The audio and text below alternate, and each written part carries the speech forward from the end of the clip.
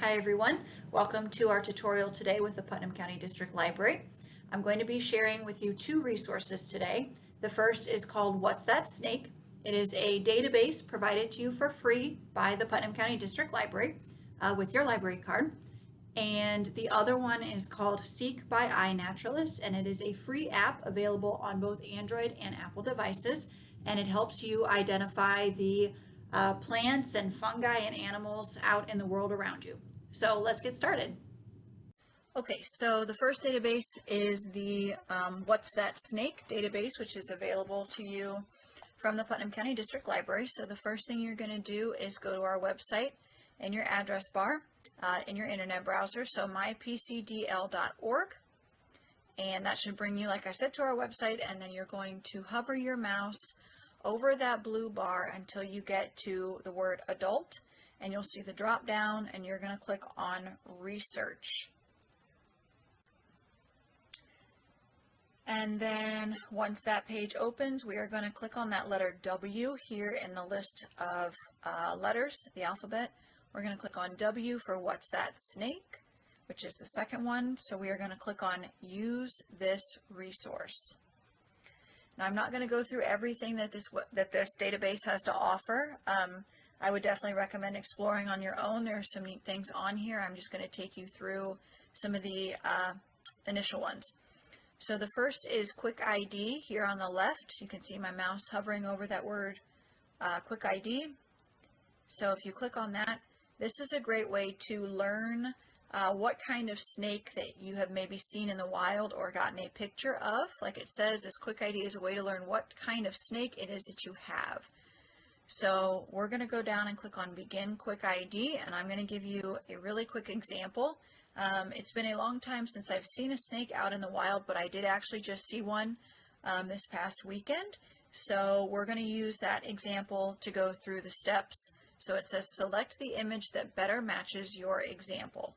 So you're just going to do your best based off of your picture or off of what you remember to try to ID your snake. So the first one, body color clearly broken into a contrasting pattern. So like I said, you want to click on the image. You can't really click on the words, they're not the link, the picture is the link. So the snake I saw had a pattern, a contrasting pattern.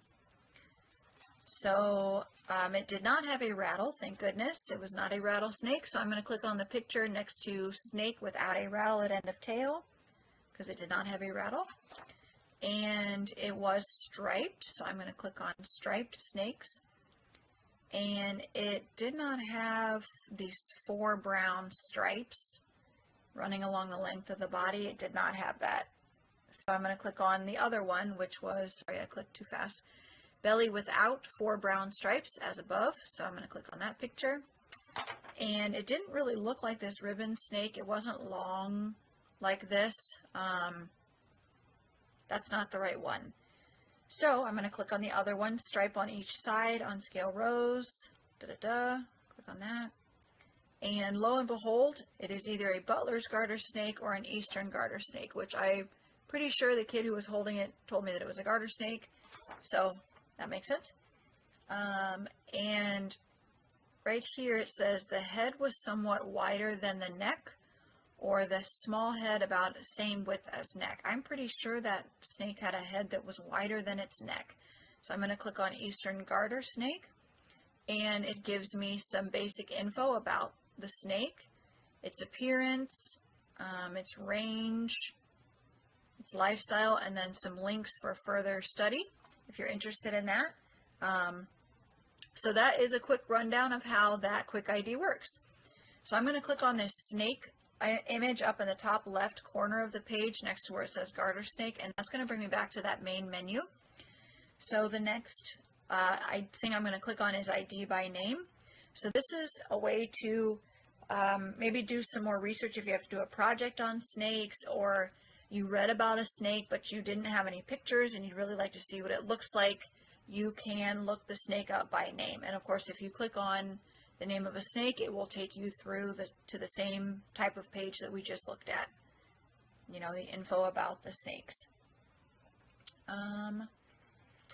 Let's go back to the main page, and then the next thing I wanted to mention was this Myths and Truths. I thought this was pretty interesting reading. It talks through the myths surrounding snakes. It explains what a myth is and how they come to be. And then it goes through some of the really basic myths about snakes that you hear. Interesting reading, especially if you've got kiddos that may be interested in learning more about this. You can see on the left that the menu is here. So quick ID by name, etc. So you don't have to keep clicking back into that main page if you don't want to. I just did it the one time to show you, I guess both times to show you how to do that, to get back to your main menu page. So the second resource that I wanted to talk to you about today is called Seek by iNaturalist. So this is an app that's available on your iPad or your iPhone or your Android device. It's available both on Android and Apple devices. So if you go into your App Store, I'm going to show you on my iPad. So if you go into your App Store and you click on that search bar, the search button on the bottom right, and up in the search bar you're going to type in Seek, S-E-E-K, by iNaturalist, and it's the one that comes up. And it is the option on the right, the first option on the right. So you can see it's a green button, the green square with a white leaf in the center, and then there's a green arrow cutting through that white leaf that's kind of pointing to the right. So I'm not going to show you every step of downloading a new app. If you need a refresher on downloading new apps to your device, you are welcome to make an appointment with one of us who do tech help at the library, or you can watch one of my other tutorial videos available on our Facebook page or our YouTube page for the Putnam County District Library. Most of my tutorials do explain how to download an app. It's part of the tutorial. So you can apply that same process to this app, or like I said, you can make an appointment and come in and we can do it together. So once you have it downloaded, you're going to open it up. So I'm going to open my app up here. And it's giving us the little intro. I'm going to click skip for now. It just explains some basic things that you can do with it. So it's going to ask you to use your location. I'm going to click on allow while using the app. You can also click on allow once. This first time, you'll let it use your location while you're on it the first time you use it. That is fine too. It'll probably ask the next time you open it up. If you click on don't allow, it's going to make it pretty difficult to identify your different species, whether it's an animal or a plant or an insect. It uses the location to kind of guess based off of the geographic region of your species, whatever it is. So I would recommend either clicking on allow once or allow while using the app. That's what I'm going to click on. And then it says take photos with Seek's camera. It's just going to give you a little bit of an intro on it. You're welcome to read that. I'm just going to click on continue. So the first thing we want to do is give it our location. So in the top left, it says species nearby, and then there's the little white location button, and next to that in a white bar it says no location. So we're going to click on where it says no location, and I'm going to type in Ottawa because that's where I am right now. And then I'm going to click on search near location.